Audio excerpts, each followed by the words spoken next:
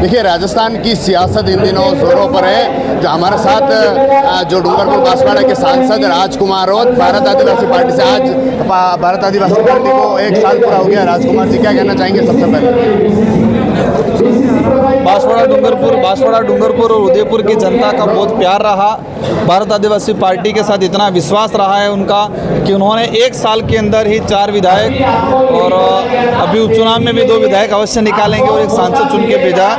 भारत आदिवासी party का इतिहास, मतलब अगर ऐतिहासिक दृष्टि से देखा जाए तो बहुत कम समय में बहुत सबसे शानदार तरीके से ग्रोथ करने वाली पार्टी भारत आदिवासी पार्टी रही है। और भारत आदिवासी पार्टी का विजन है कि हम आने वाले समय के अंदर पूरा अनुसूचित क्षेत्र के 18-20 जो सीटें हैं, इन सीटों पे चुनाव लड़ेंगे। राजकुमार जी, इन दिनों राजस्थान ही नहीं, हर जगह मुद्दा उठ रहा है कि बीजेपी मुद्दा उठ रहा है कि आदिवासी हिंदू नहीं है, आदिवासी हिंदू नहीं है। अगर जो हिंदू आदिवासी पलायन कर रहा है तो उनको आरक्षण नहीं दिया जाएगा, इस तरह की बात है। जो बीजेपी ने आज तक धर्म के नाम से राजनीति की है।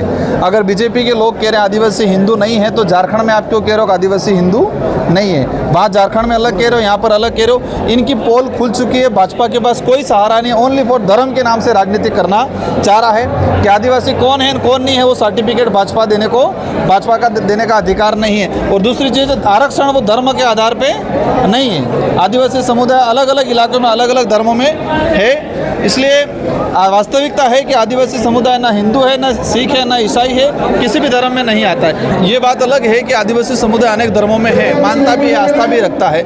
लेकिन सच्चाई संवैधानिक पृष्ठभूमि से, ऐतिहासिक पृष्ठभूमि से ये देखें कि आदिवासी समुदाय किसी धर्म व्यवस्था में नहीं आता है। इन दिनों उपचुनाव है, 6 सीटों पर उपचुनाव है।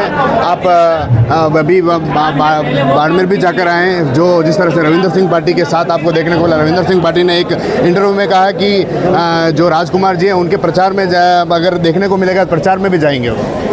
देखो, बिल्कुल रविंद्र सिंह पार्टी एक अच्छे युवा विधायक हैं और मेरे विधानसभा के मित्र भी रहे हुए हैं।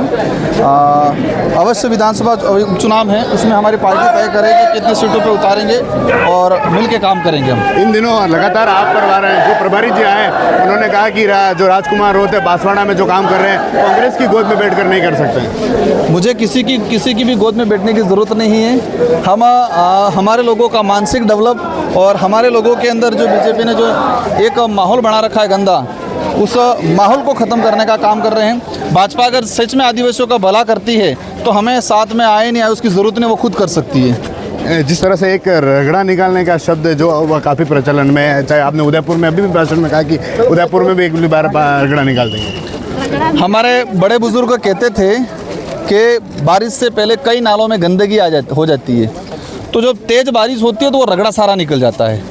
तो अवश्य इस बार बारिश भी तेज हुई है और आने वाले चुनाव में हम लोग जोरदार तरीके से काम करेंगे और जो गंदगी फैला रखी है भाजपा ने इन नालियों में, उन सबका सफाया करने का काम करेंगे। इसको शॉर्ट भाषा में कहते हैं रगड़ा निकालना। क्या गठबंधन होगा क्या सलूम्बर और चौरासी? लगभग संभावना वो हमारे पार्टी के लोग तय करेंगे, इसमें मेरा डिसीजन नहीं रहेगा। ठीक है, तो ये थे राजकुमार रोत, जिन्होंने हम TV9 से बातचीत की और जिस तरह से इन दिनों सियासत जोरों पर है। TV9 के लिए राजेश डांगी।